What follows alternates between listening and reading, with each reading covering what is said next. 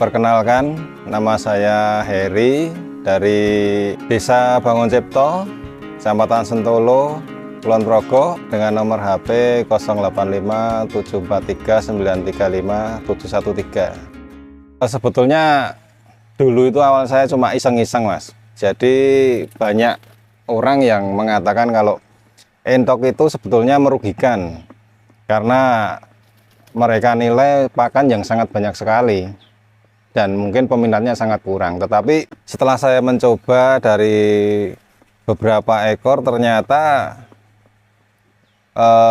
lumayan hasilnya. Dari situ saya terus mengembangkan dan bertambah, akhirnya bisa sampai kurang lebih 100 sampai 250 ekor saya piara pembesaran.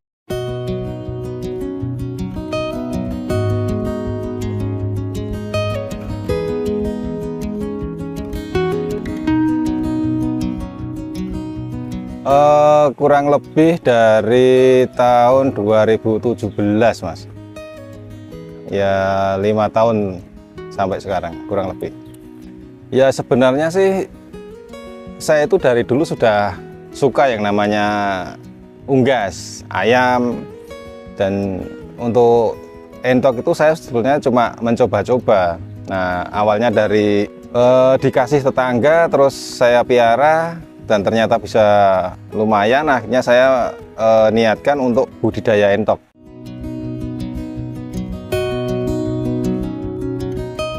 Saya sebetulnya sudah lama di bidang ternak, Mas. Jadi kebetulan sudah sekitar 25 tahun ini saya mengelola ayam broiler. Jadi mungkin dari situ saya juga berpikir kemungkinan kalau entok itu dipiara seperti ayam broiler, kemungkinan bisa diperpendek umurnya dan bisa segera laku dijual, gitu, Mas. Dari 2017 saya mengalami yang namanya kena wabah atau virus, Mas. Jadi pada tahun 2021 entok saya yang kurang lebih sekitar 250 anakan dan 30 indukan itu mati semua, Mas. Itulah suka duka ternak entok.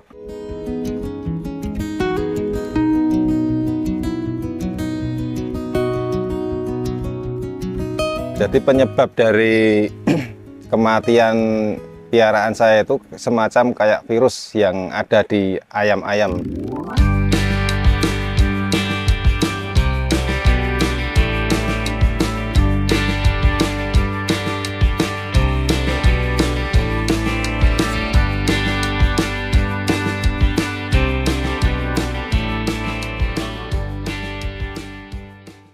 Kenapa saya memilih pembesaran dibandingkan dengan pembibitan? Pertimbangan saya nilai jualnya lebih tinggi, Mas. Jadi kalau pembibitan itu saya nilai harga jualnya standar-standar saja, tetapi dengan saya tambah umur dari 0 hari sampai 2 bulan, hasilnya bisa lumayan, Mas. Awalnya dalam saya melakukan usaha pembesaran entok ini, bibitnya saya beli, Mas. Jadi saya beli, saya besarkan, kemudian saya jadikan induk seperti itu, Mas. Alhamdulillah untuk pembibitan sudah dari indukan saya sendiri, dan alhamdulillah indukan saya sudah produksi berkali-kali. Indukan yang saya piara saat ini kurang lebih baru ada 15 ekor, Mas. Untuk produksi indukan di setiap periode kurang lebih 150 tetasan, 150 bibit. Semuanya saya besarkan sendiri, tidak saya jual di bibit, saya besarkan. Untuk usia panen pembesaran yang saya lakukan kurang lebih usia 2 bulan itu sudah maksimal harus saya jual, Mas. Dengan bobot kurang lebih yang jantan itu 2,5 dan yang betina itu 1,7. Untuk penjualan sendiri kebetulan saya sudah mempunyai banyak relasi pengepul atau bakul.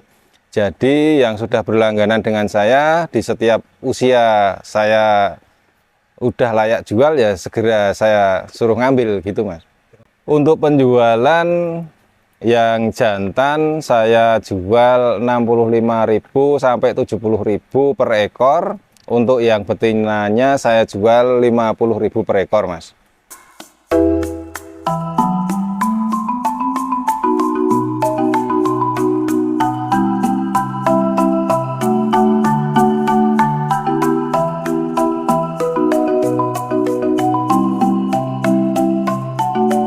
Untuk penjualan sendiri saya jual per ekor Mas. Jadi satu ekor saya hargai 65.000 sampai 70.000 tersebut. Tetapi jika memang ada bakul yang minta untuk kilon, ya tetap saya layani. Untuk penjualannya sendiri rata-rata masih di lingkungan wilayah sendiri Mas. Untuk pakan sendiri dari umur 0 hari sampai 1 bulan saya kasih BR full Mas. Jadi kenapa saya kasih BR full? Karena di usia 0 hari sampai 1 bulan itulah masa-masa pertumbuhan. Nah, setelah umur 1 bulan sampai 2 bulan atau sampai dijual, saya campurkan sekam. Sekam itu merang atau mungkin kulit padi. Nah, kurang lebih 1:2. Jadi BR-nya 1 piring, sekamnya 2. Untuk pemberian pakan saya setiap seharinya saya kasih makan 2 kali untuk yang 1 bulan sampai 2 bulan. Sehari 2 kali pagi dan sore. Tetapi untuk 1 hari sampai 1 bulan itu full. Jadi jangan sampai pakan itu kosong. Alhamdulillah untuk masalah keuntungan saya hitung-hitung masih sangat untung karena saya menghitungnya dari per 100-nya Mas. Jadi per 100 ekor di usia 1 sampai 1 bulan itu kurang lebih menghabiskan pakan 2,5 karung, kurang lebih 125 kilo. 1 bulan sampai 2 bulan itu saya masih menambah BR kurang lebih 3 sampai 4 karung atau kurang lebih 200 kilo. Untuk hitung-hitungan matematikanya kalau kita hitung unggas itu hidup semua 100, kita kalikan saja 50 saja kita sudah dapat 5 juta. Sedangkan pakan kita menghabiskan kurang lebih 7 karung, kita kalikan 400 itu sekitar 2.800.000 kalau nggak salah 2.800.000 untuk biaya 1 sampai 2 bulan.